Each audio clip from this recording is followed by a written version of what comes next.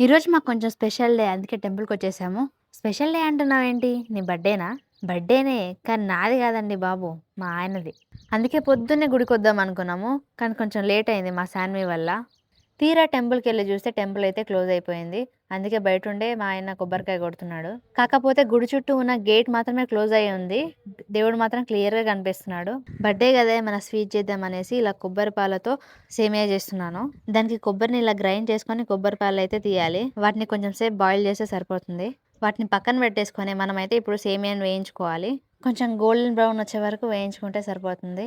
అబ్బబ్బబ్బా! ఈ హీట్ ఒకటి చూడండి, ఫ్యాన్ ఉన్నా కూడా చెమటలు పట్టేస్తున్నాయి. అంత హీట్ ఉంటది నాకు. ఈ హీట్‌ని తగ్గించడానికి ఏమైనా చిట్కాలుంటే చెప్పండిరా బాబు. సరే గాని ఇప్పుడైతే నేను దాంట్లో కొంచెం ఒక స్పూను నెయ్యేస్తున్నాను.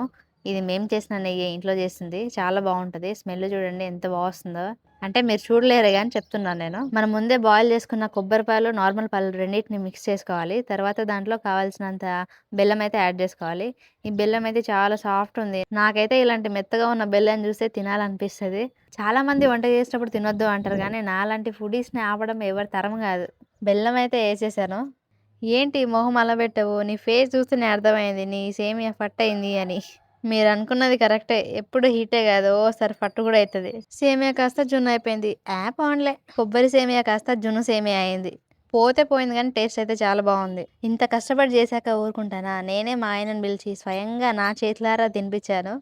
ఫస్ట్ దాన్ని చూడగానే నవ్వాడు. "ఏంటిది ఇలా ఉంది? అసలు తినొచ్చా లేదా?" అని అడిగాడు. "ఏం పర్లేదు, నన్ను నమ్మి తినేసేయి" అని చెప్పాను. స్వీట్ అయితే బావుందంట. తర్వాత నాకు గూడా తినిపిచ్చాడు. మరి కేక్ కట్ జేయలేదా అంటే అలాంటివన్నీ మా ఆయనకు అంతగా నచ్చవనమాట. స్వీటే కాదండోయ్! హాట్ కూడా చేశాను. వీడియో నచ్చితే సబ్స్క్రైబ్ చేయడం మర్చిపోకండి. బాయ్.